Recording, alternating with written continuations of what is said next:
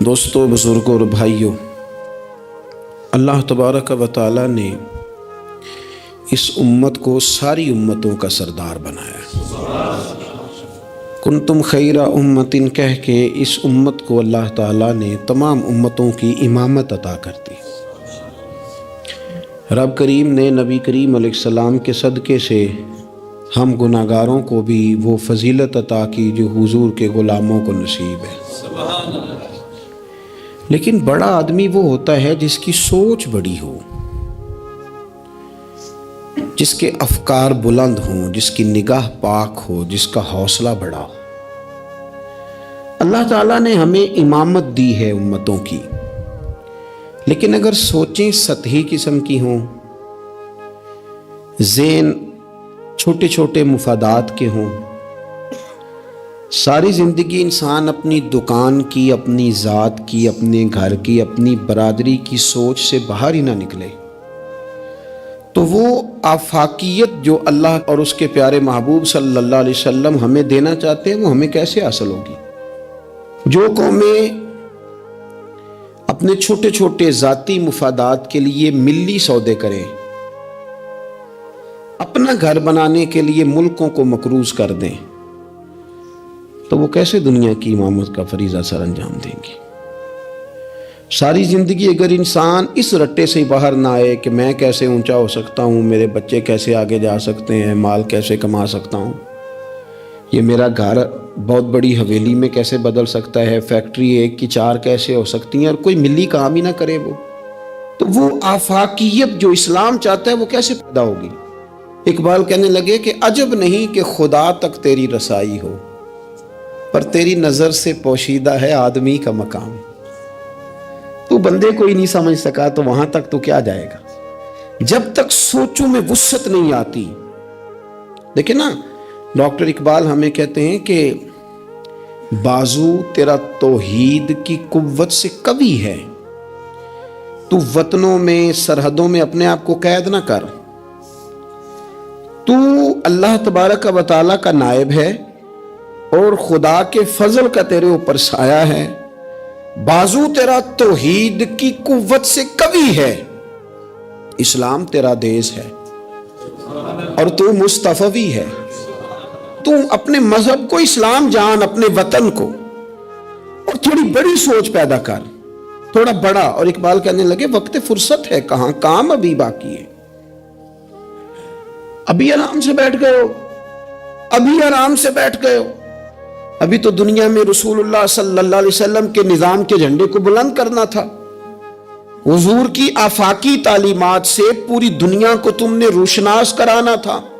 اقبال کہنے لگے وقت فرصت ہے کہاں، وہ کام ابھی باقی ہے، نور توحید کا اتمام ابھی باقی ہے، بھی تو آگے بڑھنا تھا۔ لیکن سطحی سی سوچیں، چھوٹی چھوٹی باتیں، مثلاً امیر دولت کے چکر میں اور غریب اس کمزوری کے احساس میں کہ میں تو غریب ہوں جی، میں تو، غریبی کو بیچا تو نہیں نہ جاتا، غریبی کوئی فار سیل تو نہیں ہوتی، غریبی وہ زخم تو نہیں جسے دکھا دکھا کے بندہ پیسے وصول کرے۔ آپ اپنی غریبی کو بھی کیا سیل کریں گے، اپنے آنسو بھی بیچیں گے کہ میں چونکہ کمزور ہوں تو لہذا فٹافٹ میری بولی لگا دی جائے؟ لا یسألون الناس الحافا۔ قرآن کہتا ہے انہیں بڑی بھی ضرورت ہو تو پھر بھی لپٹ لپٹ کے سوال نہیں کرتے، ان کی سوچیں بڑی ہوتی ہیں۔ وہ کہتے ہیں بندے کیا دے سکتے ہیں، سیٹھ کیا دے سکتے ہیں، نواب کیا دے سکتے ہیں، اللہ رسول سے مانگیں گے۔ ان کی بڑی سوچیں ہوتی ہیں۔ وہ شاعر تھا نا ایک بیچارہ، شاعر ناراض نہ ہو جائیں، یہ بھی بیچارے قابل رحم ہوتے ہیں، ساری دنیا سو رہی ہوتی ہے تو یہ چھتوں پہ پھر رہے ہوتے، کہتے ہیں آمد ہو رہی ہے، تو یہ بھی ایک عجیب بعض اوقات کیفیت بن جاتی ہے۔ تو اس کی بھی حالت کچھ تھوڑی زیادہ ہی پتلی تھی، کپڑے بھی پھٹ گئے، کسی چوک میں مکھیاں بھنک رہی تھی، تو کسی نے سمجھ لیا کہ شاید غریبی بیچے گا۔ ایک بندہ سیٹھ گزرا تو 5 روپے پھینک گیا، تو شاعر اسے کہنے لگا یہ اٹھا اپنے پیسے لے جا۔ کہنے لگا وہ آپ کو اس لیے دیں کہ آپ کو ضرورت تھی، بڑا خوددار آدمی تھا۔ کہنے لگا اگر ضرورت ہوگی تو میں رب سے مانگ لوں گا، اللہ سے مانگ لوں گا ضرورت پڑے گی تو۔ یہ آرزوئے کرم اور میں آپ سے کروں، یہ آرزوئے کرم اور میں آپ سے کروں، یہ بھیک اس کو دی ہے جس کا خدا نہ ہو۔ میں مانگ لوں گا اللہ رسول مجھے دیتے ہیں. خودداری، عزت نفس، بڑی سوچ، بلند افکار، یہ ذات کا جو چنگل ہے نا، اس سے اپنے آپ کو آزاد کیا جائے. میری بات بن جائے، مجھے کو چودھری مان جائے، مجھے کو بڑا مان جائے، کسی کو پتہ چل جائے تعلق ہے، کسی کو پتہ چل جائے فلانے کا نام آتا ہے، کسی کو میں بھئی آپ کمزور ہو جائیں گے، آپ تو بھیک اور خیرات مانگنے لگیں گے عزت کی. آپ کس چکر میں پڑ گئے؟ آپ اپنے ذہن کو بڑا کریں، نگاہ کو بلند کریں، معاملات اس طرح کے کریں. دیکھیں قرآن مجید کیا فرماتا ہے. اللہ کریم نے فرمایا کہ بندوں کی شان یہ ہے کہ وَيُطْعِمُونَ الطَّعَامَ عَلَىٰ حُبِّهِ، وہ لوگوں کو کھانا کھلاتے ہیں پر اللہ کی محبت میں کھلاتے ہیں. کھلاتے لوگوں کو ہیں، پیار پانا چاہتے ہیں رب کا. مسکینم و یتیمم و اسیرا، مسکین کو بھی، یتیم کو بھی اور قیدی کو بھی. کبھی اگلی آیت پر آپ غور کریں نا، فرمائے انما نطعمکم، بے شک وہ کھانا کھلاتے ہیں لوجہ اللہ، اللہ کی رضا کے لیے. لا نرید منکم، اور وہ نہیں چاہتے جزاء ولا شکورا، نہ وہ کوئی جزا مانگتے ہیں اور نہ ان کا دل کرتا ہے کہ ان کا شکریہ ہی ادا کریں. شکریہ کے لفظوں کا تکلف بھی نہیں چاہتے. ولا شکورا، شکریہ کے جملے بھی کوئی بولے انہیں پسند کیوں؟ اس لیے کہ انما نطعمکم لوجہ اللہ، کیونکہ کھلایا جو اللہ کے لیے ہے. پھر کسی کو کہنا میرا احسان مند بن، شکر گزار ہو، یہ بات درست نہیں ہوتی. میرے عزیز تھوڑی سی نا بڑی سوچ. ضروری نہیں کہ آپ سماجی ہوں، سیاسی ہوں، آپ کا بڑا رکھ رکھاؤ ہو، یہ کچھ ضروری ہے. آپ کی سوچ بڑی ہو، ذہن میں وسعت ہو، آپ غریب آدمی ہوں بھلے، آپ بات ملی کریں، آپ کو اثار کرنا آتا ہو. میں نے پچھلے جمعے بتایا تھا کہ ایک صحابی نے بھوکے رہ کے مہمان کو کھانا کھلایا. ان کی اپنی حالت یہ تھی کہ ایک وقت کا کھانا نہیں تھا. آپ کے مزاج میں وسعت ہو، مزاج میں. بخاری شریف میں حدیث ہے، نبی پاک صلی اللہ تعالی وسلم کے سامنے سے ایک شخص گزرا. کریم محبوب علیہ السلام نے لوگوں سے پوچھا کہ اس کے بارے میں تمہاری کیا رائے ہے؟ عرض کی یا رسول اللہ بہت وزادار آدمی ہے، بڑا باوقار ہے، کوئی بھی بات کرے تو لوگ توجہ سے سنتے ہیں، کہیں پیغام نکاح دے تو اسے رشتہ مل سکتا ہے، کسی کی سفارش کرے تو قبول کی جا سکتی ہے. حضور زیر لب ہلکا سا مسکرائے اور خاموش ہو گئے. بڑے بڑے سیاسی سماجی لوگ ہوتے ہیں نا شہروں میں، وہ بیچارے مطلب ان کا بس نہیں چلتا، کسی کی منت کریں کہ کہہ 2 دفعہ مجھے چودھری صاحب، گزارش کریں، کسی کا ترلا کریں کہ مہربانی کر 2 دفعہ کہہ دے میں بڑا آدمی ہوں، بول دے صحیح. شیخ سعدی کہتے ہیں جس طرح لکڑی کو گھن کھا جاتی ہے، بڑے لوگوں کو خوشامد کھا جاتی ہے، کھوکھلا کر دیتی، صلاحیتیں ضائع ہو جاتی، تعریف کا اتنا شوق لگ جاتا ہے، اتنی لت لگ جاتی ہے تعریف کی. تو حضور خاموش ہو گئے. تھوڑی دیر کے بعد ایک غریب آدمی گزرا، یہ بخاری ہے. نبی کریم صلی اللہ علیہ وسلم نے فرمایا اس کے بارے میں تمہارا کیا خیال ہے؟ عرض کی یا رسول اللہ یہ تو غریب آدمی ہے، سادہ آدمی ہے، یہ کوئی بات کرے تو لوگ توجہ سے سنے نہ، پیغام نکاح دے تو کوئی اسے رشتہ بھی نہ دے، اور حضور یہ سفارش کرے تو قبول بھی نہ ہو. ایک بندہ پہلے گزر گیا جس کے بارے میں یہ تھا کہ بڑا جناب، لوگ اس کو جانتے ہیں، اس کی بات سنی جاتی، سفارش مانی جاتی، پیغام نکاح دے تو رشتے ملتے. اس کے بارے میں بالکل دوسرا مترادف اور الٹ تبصرہ کیا گیا، یا رسول اللہ یہ غریب آدمی ہے، اس کی وہ وزاداری نہیں. اب نتیجہ حضور نے بیان کرنا تھا، رزلٹ نبی پاک نے دینا تھا. حضور فرمانے لگے وہ جو تم نے کہا نا کہ بڑا وزادار ہے اور سفارشیں مانی جائیں اور پیغام نکاح قبول کیے جائیں، فرمایا اس طرح کے بندوں سے زمین ساری بھر بھی جائے تو پھر بھی یہ جو غریب گزرا ہے نا، یہ ان سب بندوں سے زیادہ افضل ہے. آپ کا کیا خیال ہے کہ نام کی تختیاں زیادہ لگی ہوں تو بندے کا رعب زیادہ ہے، اس نے بڑے افتتاح کیے ہوں تو اس کا رعب زیادہ ہے؟ تو میرے عزیز آپ بڑی سوچ، وسعت والی، بڑا کلیجہ، بڑا حوصلہ. نبی پاک صلی اللہ تعالی علیہ وسلم نا بڑی باتیں ارشاد فرماتے تھے. حضور کی کوئی ایک حدیث بھی، کبھی ایک حدیث پر بھی غور کرو گے تو عالمی سوچ ملے گی آپ کو، آفاقی بات، اس میں دنیا کی ساری حکمتیں پنہا نظر آئیں گی آپ کو. لیکن مسلمان اپنی گلی سے باہر نہیں آتا، اپنی برادری سے باہر نہیں آتا. اس کو یوں لگتا ہے کہ میرے گھر پیسے آ گئے نا، ایسی ہوا چلی ہے کہ ہر شخص سوچتا ہے اور تمام شہر جلے، بس ایک میرا گھر نہ جلے.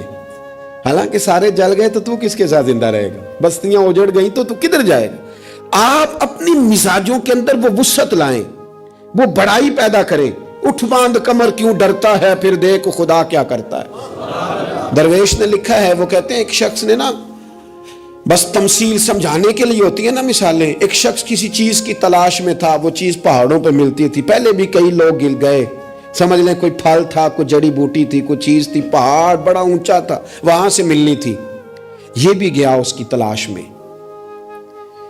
तो ये जब एक पहाड़ पे चढ़ा तो ढलान थी, पांव फिसल रहे थे। इसने हिम्मत नहीं आ रही, इसने ना कुदाल पकड़ा, सामान पकड़ा लोहा काटने का। इसने वो पहाड़ काट के तो वहां 50-60 सीढ़ियां बनाई। फिर अगले पहाड़ पे गया तो वहां भी पैर फिसलते थे, ढलान थी, चढ़ा नहीं जा सकता था, उसको भी काटा, 50-60 सीढ़ियां बनाई। तीसरी पे गया तो उसको भी काटा, सीढ़ियां बनाई। अब बड़े जमाने लग गए, कमजोर हो गया, बूढ़ा हो गया, मौत का वक्त आ गया। किसी पूछने वाले ने कहा कि तुझे मिला क्या, 3 पहाड़ काट के तूने सीढ़ियां बनाई, तू पहुंच सका नहीं, मिला क्या। कहने लगा तुम्हें पता ही नहीं मैं कामयाब कितना हुआ हूं। मैंने अकेले ने वो चीज नहीं पानी थी, उसको पूरे शहर की जरूरत थी। जहां तक मैंने बना दिया है ना, अब जो सफर शुरू करेगा इसे अगला सफर शुरू करेगा। और मैंने 3 सीढ़ियां तो जिंदगी में बना दी है ना, 3 तो मैंने बनाई है। अब जो सफर शुरू करेगा वो इससे, और मैं कामयाब होके जा रहा हूं, मैंने अपने हिस्से का काम कर दिया। मैं यही कर सकता था, यही माली दा कम पानी देना, ओते पर मशका पावे, अगो खालक दा कम फल फुल लाना, लावे या ना लावे तो ड्यूटी तो करना, अपनी तो ड्यूटी नहीं करता। एक बाबा जी बूढ़े थे, हाथ कांप रहे थे हाथ, तो दरख्त लगा रहे थे। एक सियाना बंदा गुजरा, उसने कहा बाबा जी ना आपने फल खाना है, इतनी मेहनत की क्या जरूरत है। वो कहने लगा पुत्र, हमारे पिछलों ने लगाए थे ना, उनके फल हमने खाए हैं। हम सोचते हैं कि हम खुद गर्ज ना मर जाएं, हम भी कोई फल लगा दें, चलो आने वाली नस्लें ही खा लेंगी।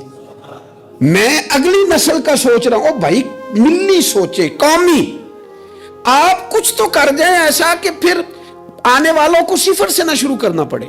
कोई तो ऐसी मंजिल हो, कोई तो ऐसा रास्ता हो, कुछ तो आप बना के दे जाएं, कुछ तो आप कर जाए। इमाम बुखारी हमें बुखारी बना के दे गए, उन्होंने कहा लो मैं तुम्हें हुजूर की सैयदी से जमा करके दे रहा हूं, अब तशरीह करते रहना, अब पढ़ते रहना, कयामत तक सुनाते रहना। लेकिन वो हमारा ये वाला सफर उन्होंने खत्म कर दिया कि हम जाएं, जाके हदीस तलाश करें, ढूंढ के लाएं, उसकी सेहत पर बहस करें। ओ भाई, हमारे बुजुर्गों ने जितना काम किया ना, हमारे असफार आसान किए, हमें कुछ मिल्ली करना चाहिए। बातें मैंने कहा समझाने के लिए होती हैं। जब सहाबा मदाइन की जंग में थे ना, तो वहां माल गनीमत इकट्ठा हो रहा था। तो एक सहाबी बहुत सारा माल गनीमत उनके हाथ आया, तो वो सारा लेके आए, पर चेहरे पे कपड़ा था, चेहरे पे कपड़ा था। उन्होंने ला के वो माल गनीमत दिया, वापस जाने लगे तो लोगों ने पूछा यार तुम इतना माल ले आए हो, तुम रख भी सकते थे, हमें क्या पता था तुम्हारे पास है, तो नाम ही बता दो। तो कहने लगे नाम बताऊंगा तो क्या करोगे, तारीफ ही करोगे ना। मैं वो तारीफ कराना चाहता हूँ जो मेरे रब करीम की बारगाह से इनाम मिले और फरिश्तों की ज़ुबानों पे आए। तुम तो 1-2-4 मिनट के लिए करोगे, बात खत्म हो जाएगी। और फिर कहने लगे अगर तुमने ज़रूर ही करनी है ना, तो मेरा नाम छोड़ो, मेरे रब की तारीफ करो जो तारीफ के काबिल है। अल्हम्दुलिल्लाह रब्बिल आलमीन, उसकी करो तारीफ।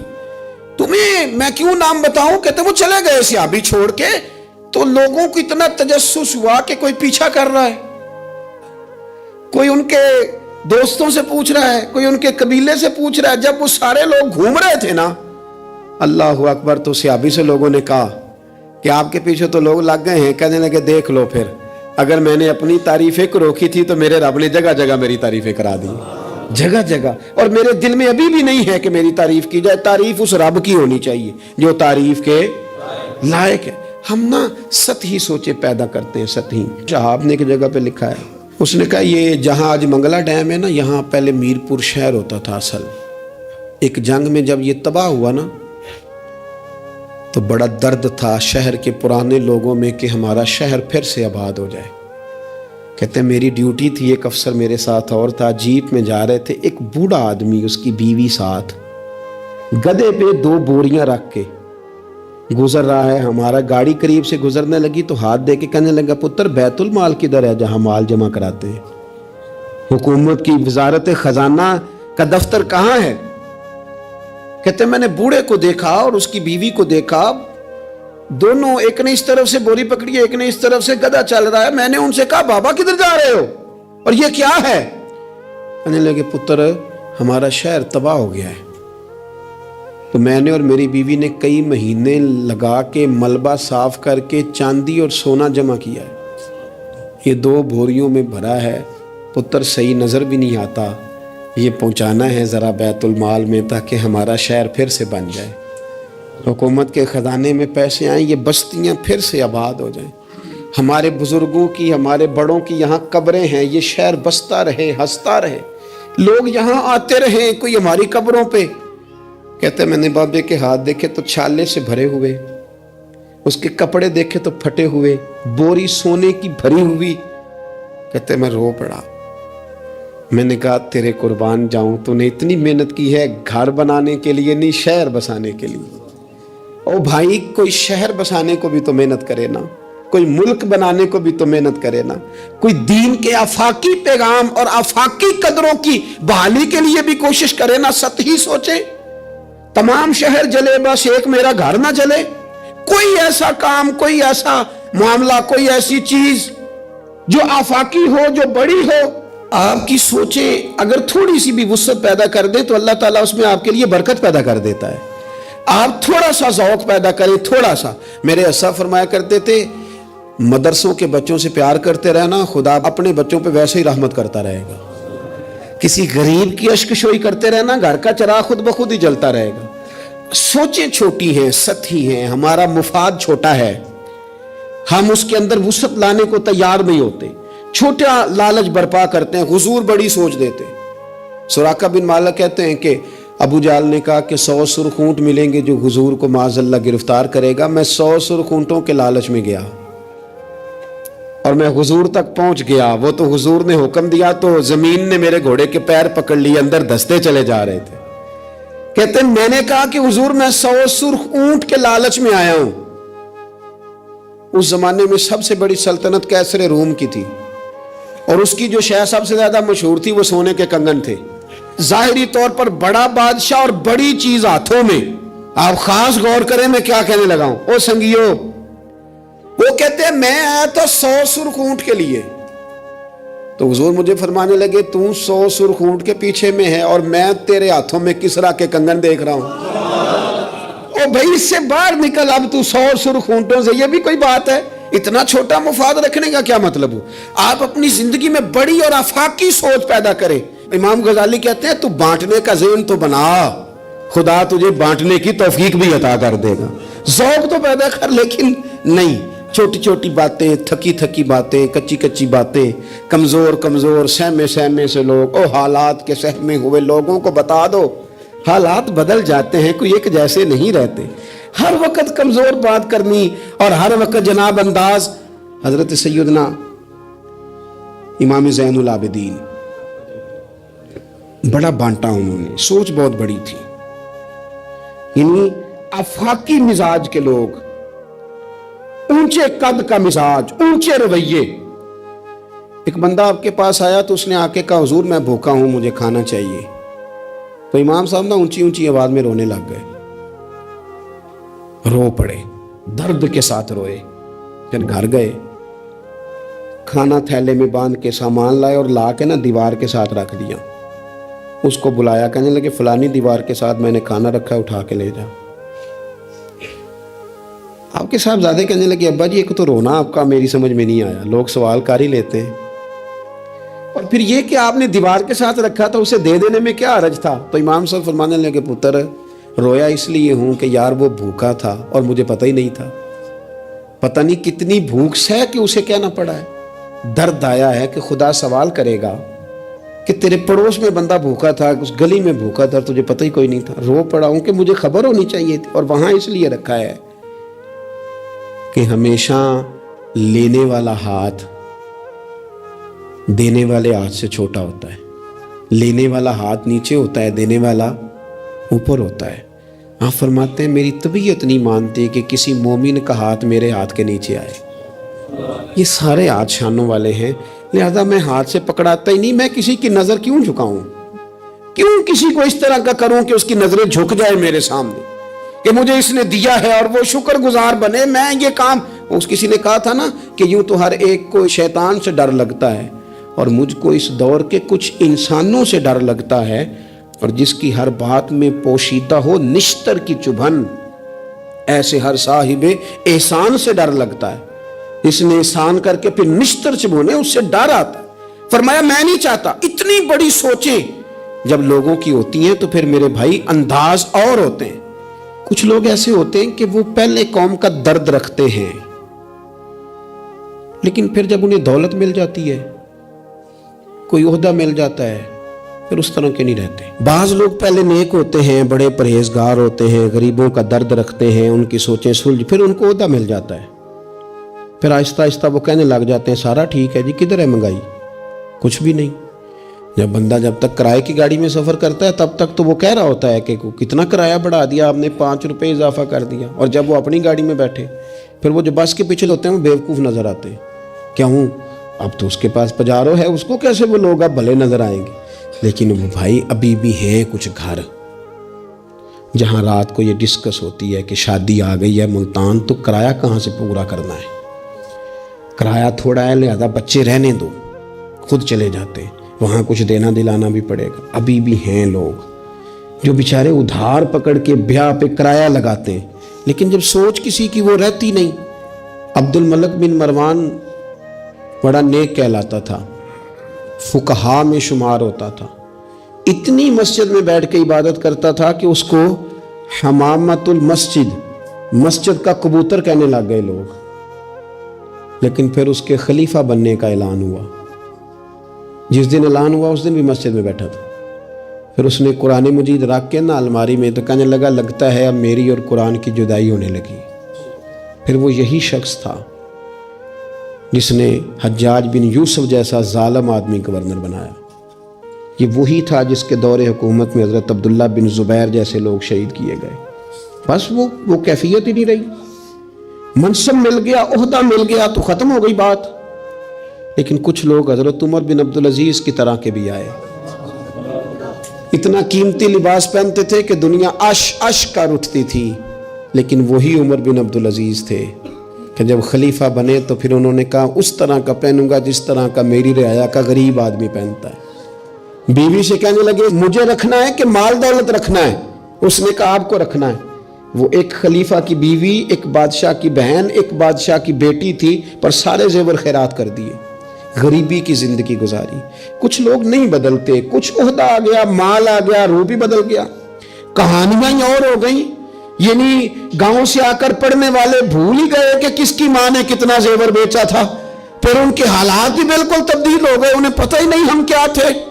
سنو نا، حضرت صدیق اکبر رضی اللہ تعالیٰ عنہ کچھ بچیوں کا دودھ عصر کے وقت جا کے دھو کے آیا کرتے تھے، ان کو دیتے تھے. جس دن خلیفہ بن گئے تو ایک بچی نے آ کے پوچھا حضور اب وہ بکریوں کا دودھ کون دھویا کرے گا؟